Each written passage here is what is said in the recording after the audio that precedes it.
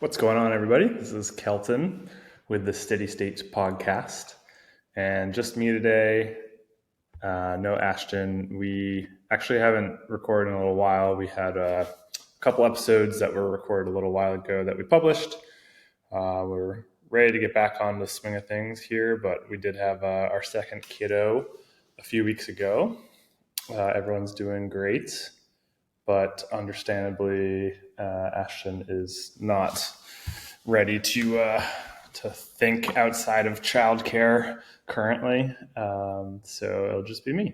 So it should be a shorter one today. I figured I'd pop on and just talk about one of the things that I feel like I can help people the most with around running and running injuries, and that's Achilles issues, Achilles tendinopathy.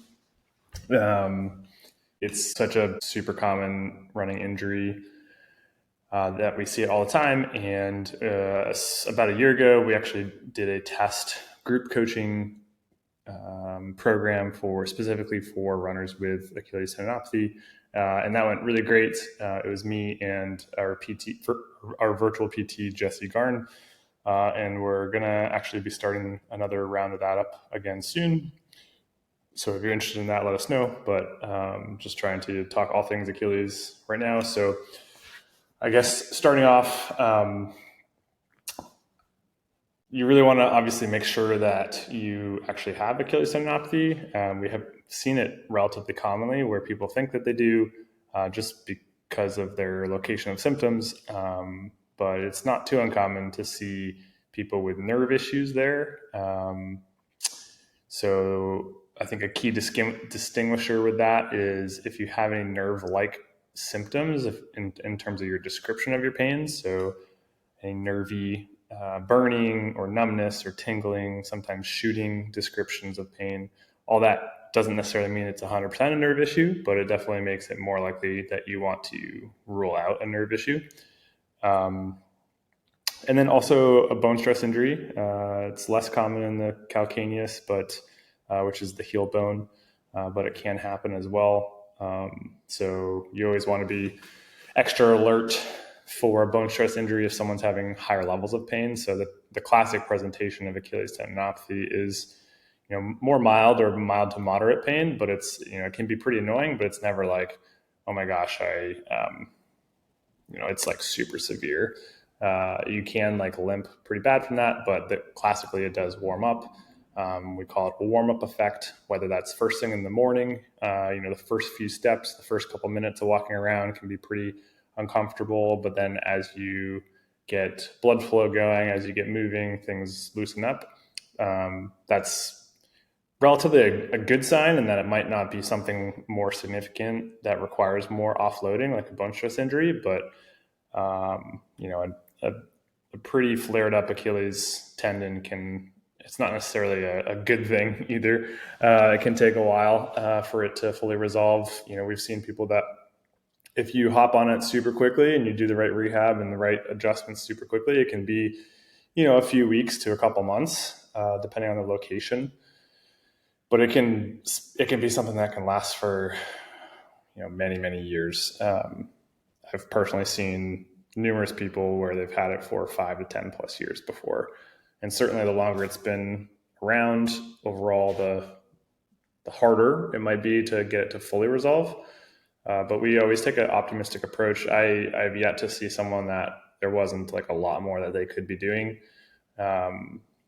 when they've started working with us. So I think that having the mindset that we can always improve and we can always do things differently, we can always learn more, which the same exact rehab plan, but with like a slightly different mindset or openness or motivation to stick with it. Like all those intrinsic factors can make the exact same plan go really well for the same person when maybe previously they tried something similar and it didn't go well, but they weren't fully bought in, or they were after a few months of doing it, they were really burnt out of doing it, and they didn't realize that, if I had progressed just a little bit more at that point, I maybe could get to the point of being fully resolved. So common, especially where tendinopathies can be so chronic. especially in the Achilles with running. And the main reason for that is that running just puts so much stress on our calves. Our calf muscles turn into the Achilles tendon. So in general, a tendon connects muscle to bone, the Achilles tendon connecting the calf muscle to the calcaneus. And the calves get used by far the most out of any muscles in our body when we're running, especially at typical easy paces. As we go a little bit faster, yes, your hamstrings will get closer to the same work as your calves, but your calves are so important. And that's why I think we always talk about weakness in terms of relativity, and not just to be nice to people, but also I think the number one thing that we see across the board with running injuries is that runners themselves, run coaches, healthcare providers, everybody across the board underestimates how physically demanding running is on our body.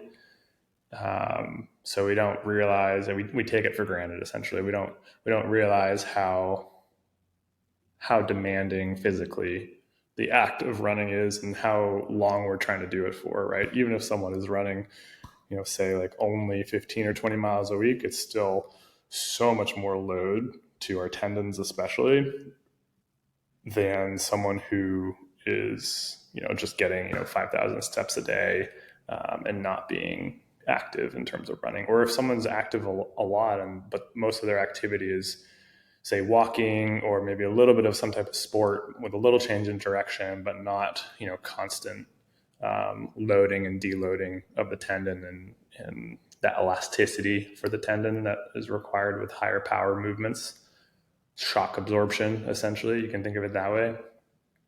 So much more stressful. So I think that is ultimately why there are so many calf related injuries out there. So it's not that someone is weak, it's that they're weak relative to their goals, and they're also underestimating how stressful their goals are.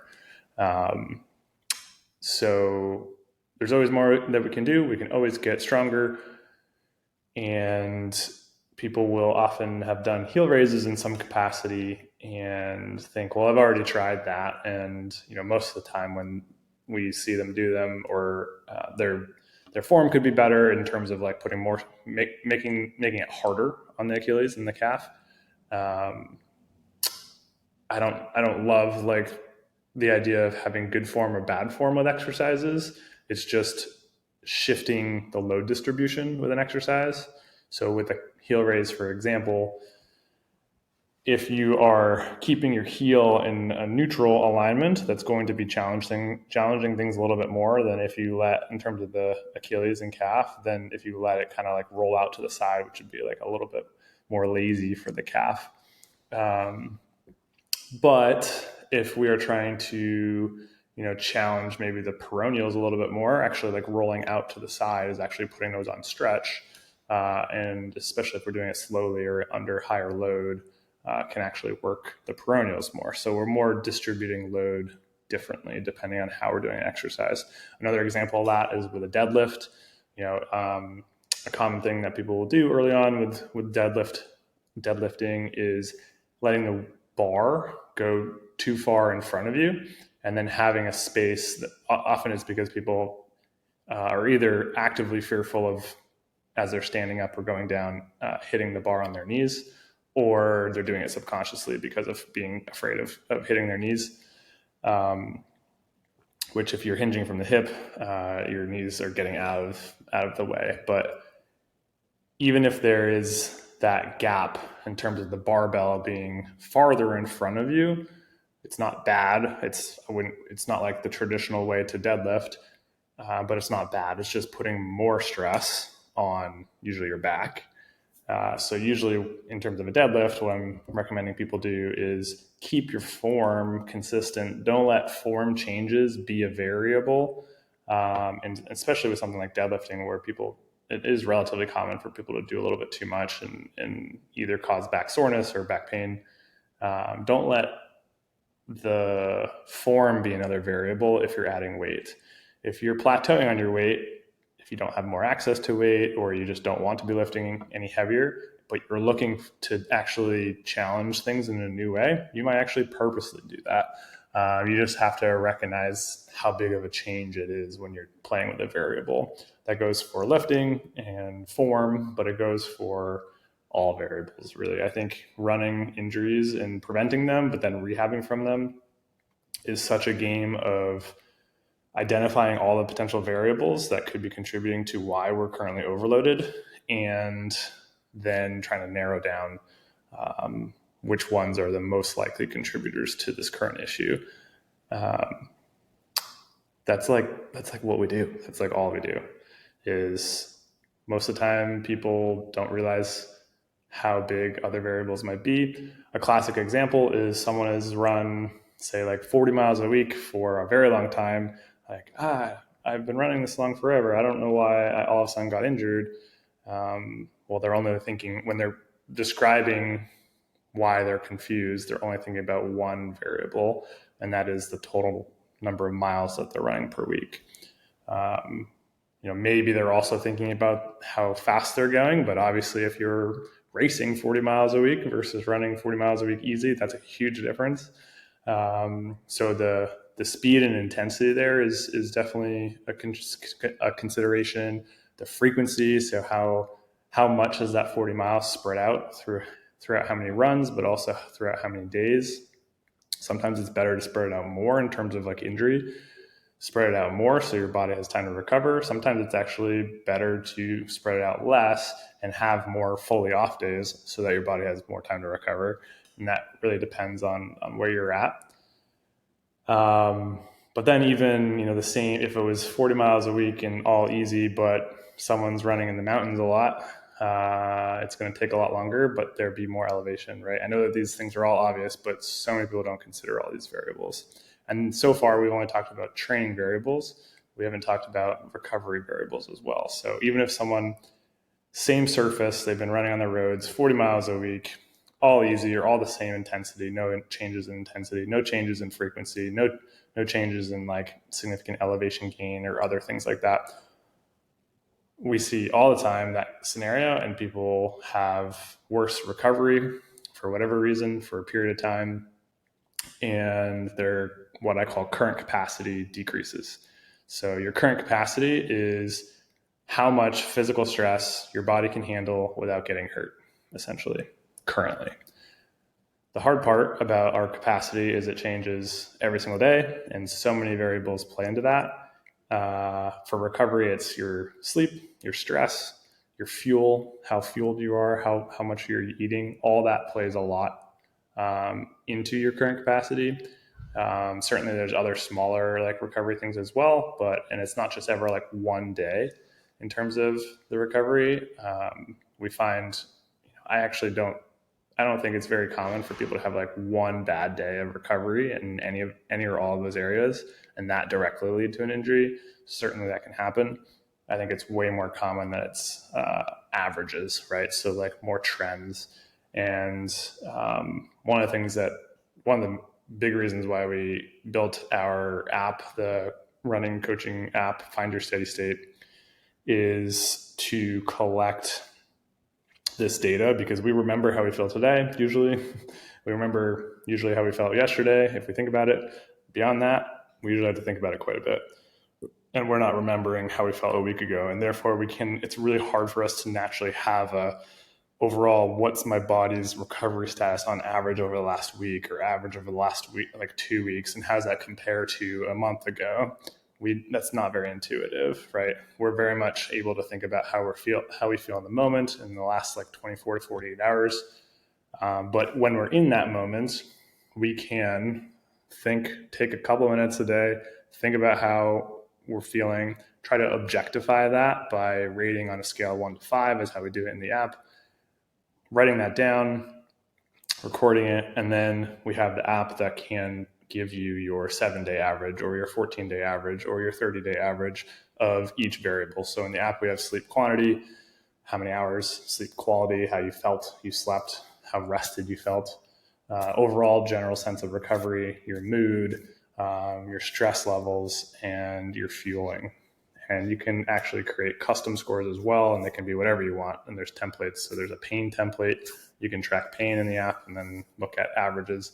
It's actually really, really common is that people will, I'm laughing how much of a tangent I'm going down away from Achilles. But it's really common that people, as they've been doing rehab for a little while, they don't notice the progress that they've made in terms of not realizing that their pain is either now significantly better than it was maybe a month or two ago, or they're doing way more activity with similar levels of ideally mild pain. People often don't consider that to be progress. That's so common. So it's really nice to be able to see that data and say, like, oh, I'm actually making progress, whether it's from an injury or building back up or what have you. Trying to wrap it back to Achilles. In general, there's two types of Achilles pain or Achilles tendinopathy. There is insertional and non-insertional. All that means is the tendon pain close to the heel bone? That would be insertional, where it inserts on the calcaneus. It usually has to be within like 2 centimeters or so like 2 fingertips of the heel bone, or right over the heel bone. That is also usually considered insertional Achilles tendinopathy. Or is it non-insertional? So that would be above that 2 centimeters, like 2 to 5, 2 to 6 centimeters up the Achilles. That's also called a mid-portion Achilles tendinopathy. One of the best self-tests that you can do, it's called the Royal London Hospital test. Essentially, you let your foot be pointed a little bit, not too much on stretch, and keep that leg really relaxed. And then this is your Achilles, you pinch your Achilles with your other hand, and you're kind of going up and down. You're trying to notice where is the most tenderness. A, is there tenderness, and how significant compared to the other side if you only have one painful side?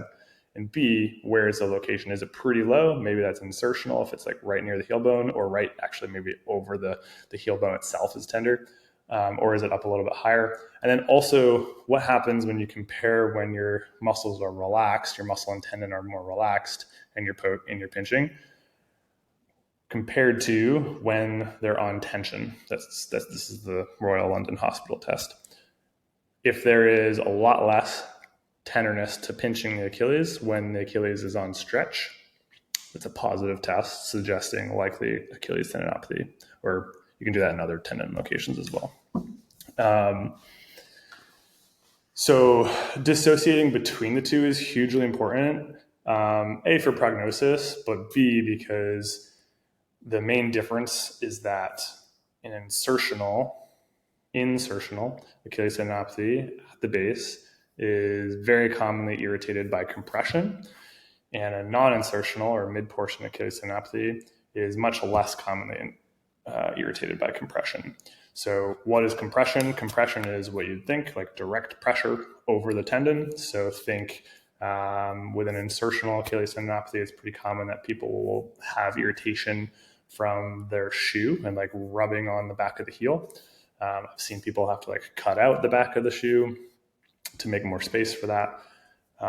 But then also, like if you like accidentally hit your heel on something like a chair when you're standing up, that could be really painful, or just poking right on it is compressing. But usually what people don't think about is also providing compression to that area is stretching. So stretching a tendon at the insertion site is actually compressive to that area.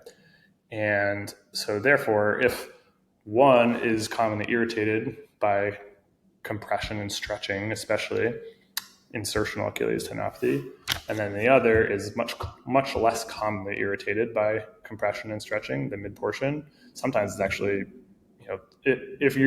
one test that you can do is compress it outside of actually doing the pinch test. Stretching your calves. Does stretching your calves feel good and helpful, not just during, but afterwards? Does it feel good and helpful, or does it feel neutral or potentially actually make things worse?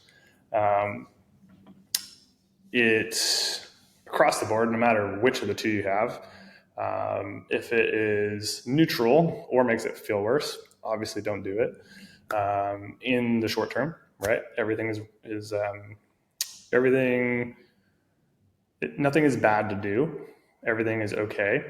It's just a matter of how irritable your symptoms are. So if your symptoms are aggravated pretty easily, that's high irritability.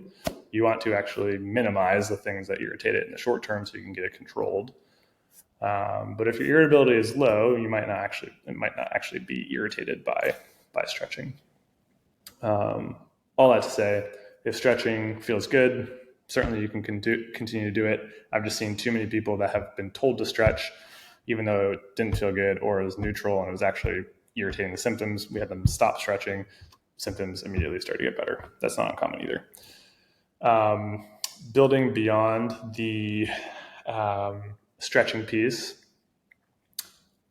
or exploring the stretching piece further, it's not just, I'm going to actively stretch my calves and Achilles as an exercise.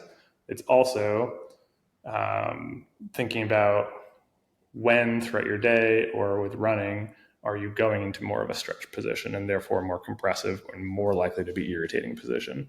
Again, if your symptoms are pretty low, have pretty low irritability, relatively controlled, it takes a lot to aggravate them. It only bothers you after like really hard workouts or really long runs. After a day or so of recovery, it's back to baseline. You're not feeling it like all the time every day. That would be like lower irritability. You might not have to make these changes, but it's important to know that doing exercises into more range of motion, so a heel raise off of a step and going all the way through the full range of motion is more stretch to the tendon. We eventually want to work into that if we can't currently do it, because that's how that's the position our Achilles has to go into while we're running, right? It goes into a significant like stretch position. The knee over toe movement, we need a lot of, that's called ankle dorsiflexion. We need a lot of that knee over toe motion to be able to run well and not have too many forces distributed up the chain unnecessarily. If we have significantly less ankle dorsiflexion, it can definitely lead to way higher risks of injury from running up the chain, like anterior knee pain in the front of the knee, and pretty much everywhere up the chain just gets more stress because the ankle, Achilles, calf aren't able to take quite as much. I've seen a decent amount of people with Achilles tendinopathy that have had really restricted ankle mobility on that side. We have worked on that, and I've seen multiple people where all of a sudden the symptoms are way, way better. Less likely if someone's symptoms are more chronic, more likely if we find a significant difference side to side with ankle dorsiflexion range of motion, and it's a relatively newer onset. Pretty high likelihood that it's going to improve quite a bit with some targeted ankle mobility work. Could chat Achilles forever, but I think another piece to the stretching in terms of consideration is footwear. So your heel, it's called your heel drop of your shoes. Here, the difference in the stack height of the shoe, how elevated your heel is relative to your toe. If this is my heel, I like to think extremes for this. So an extremely high heel drop would be like a high heel shoe. In running, it's usually like a 10 to 12 millimeter heel drop. You can just Google if you Google your shoe, the model, and then heel drop, you can usually find the actual heel drop. A more medium heel drop would be, for a running shoe, would be like 4 or 5 millimeters to 8 millimeters, somewhere in that range. And then a low drop would be probably anything less than 4 or 5. It's just important to know that a lower heel drop is going to be putting more stretch and tension typically to the Achilles and calf as you're running and even walking. And then a higher heel drop shoe is going to be putting a little less. Although to the extreme with like a high heel, that might actually be a little compressive with the tendon kind of being kind of smushed together. So I'm more talking about running shoes right now. So it is pretty common that people will feel better in the short term with a heel lift, especially just to take a little stress off the Achilles and calf. You can kind of apply this if you do something that decreases the range of motion that a tendon or muscle has to move through to do the same activity, in general, you're going to be taking a little bit of stress off of that area, but usually putting that stress elsewhere. So just something to be aware of. That is why adding a heel riser can sometimes be helpful. I like the ones that you can peel, so that there's usually like 3 layers, so that if someone's pretty irritable, we can add the full height, and then as they get better, rather than leaving it in there and then having a discrepancy side to side, or actually allowing the tendon to not have to work as much. Like we don't want to do that, right, for too long, because it actually makes the area weaker or like less exposed to your typical activity. So it is important to kind of wean back out of it, but rather than being all or nothing, if we have the ones, they make ones that you can peel, and you can progress down to your normal shoe after that. But also thinking like different shoe types and not just like sticking in one shoe. And then with running itself too, going faster is always going to put more stress on tendons. Tendons you can think of are like elastics. When we're doing explosive things, we need that like high energy return. That's always going to work our tendons more. But then also like running uphill is going to be putting the calf and Achilles on more stretch and put more stress on the tendon as well. So all the things that put more stress on the tendon in the short term, if someone is more highly irritable, we want to minimize them and those symptoms, or minimize those things that increase the stress until their symptoms are controlled, which I usually define as like mild at worst, 3 out of 10, 3 or 4 out of 10. Once they're controlled, but there for at least a few days, we can then explore, okay, what variables it's not usually necessary to get symptoms to 0 all the time. Usually if we're doing that, we're resting too much, and it's actually going to make the return a lot harder. Or take more time, more likely to have flare up. So we will, once symptoms are controlled, we do want to be exploring, okay, what's the next variable that we can explore increasing, and do it in a smart way so we're not increasing too many variables all at once. Usually if someone's like kind of earlier in rehab, usually the first variable that we really want to push once someone gets there is strength and loading, because we know that if we are able to really focus on the strength piece for a couple weeks, a couple months, ideally, before we focus too much on the run progression, we know their run progression is going to be way quicker than if we're trying to emphasize a little bit of strength progression. Oh, I really want to run more faster, and we're trying to do that. I let people go that route. I just make sure I educate them on like, hey, this might actually increase our likelihood of flare-ups. It might kind of increase the total length of time until we're actually back to 100% fully better. And sometimes they're okay with that because their symptoms are relatively controlled. They've had them for a long time. Running is really important to them. They want to run more.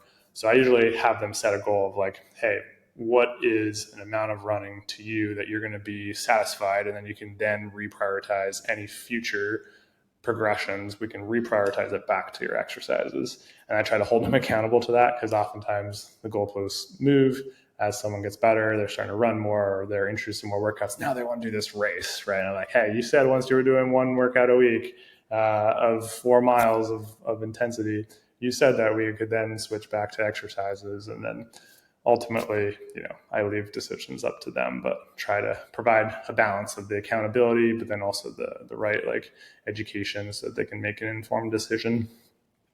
So I think that those are the big things. Calf weakness is huge. Foot strength, or a lack of foot strength, is huge in terms of Achilles. We talked about ankle dorsiflexion, range of motion is huge for Achilles tendinopathy. I would check that box off. So check it, do a needle wall test, make sure it's decent, which would be 4 to 5 plus inches away from the wall. and also similar to the other side. If it's good, you might not have to focus much on the mobility, and then you can just focus on the strength, eventually introducing more power, so explosiveness, to build up the tolerance of the tendon. So things like hopping and jumping can really help you prepare for especially the faster running. But then the final stage is always really using running as rehab. You want to make sure that you are pushing your body more and more slowly and not getting too. People commonly get complacent once they get to like maybe 90% of their rehab. And because it's less motivating, as the pain improves, our motivation to continue to work on it and make it better decreases. So we really try to hold people accountable at that stage so that so that their symptoms don't just flare back up again when sometime in the future they decide to do more.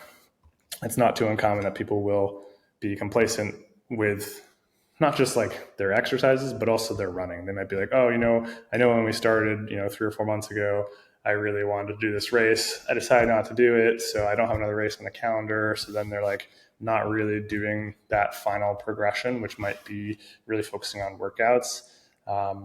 I once had a proximal hamstring tendinopathy that I struggled with for like 6 months, and it eventually got to the point where it wasn't making any more progress just because I didn't have goals and I wasn't pushing myself. I hired a coach at the time. Some of the early workout prescriptions were hills. I was nervous to do them because that always aggravated it. And I kind of pushed through, and literally like after like 2 or 3 hill sessions, after like 2 or 3 weeks, I never felt the symptoms again, because what I really needed was that like last push, and just having a coach. I don't even think he knew about my hamstring tendinopathy.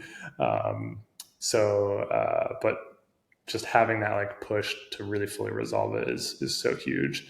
Otherwise, it can definitely turn into a super chronic thing. But I think that's most of my thoughts, more general thoughts on Achilles tendinopathy for right now. A lot of this can be applied to other tendinopathies.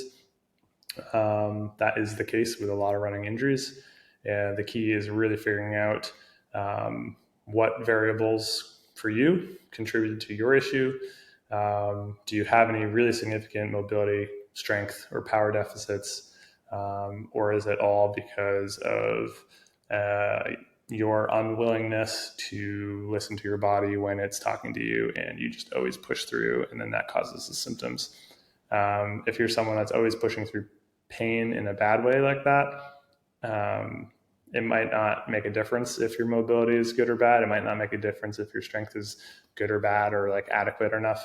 You still always can improve that strength and make it so that you could get to the point of allowing yourself to really push through pain. But yeah, it's going to be a lot harder, right? So that is, I think, all I have for today. And thanks for listening. And hopefully Ashton will be with me for the next one. But if you're enjoying these, we have so many different topics that we can talk about. We just want to try to make this as helpful for the people that choose to listen as possible. So feel free to comment on here if you have any ideas for future episodes. All right, thanks.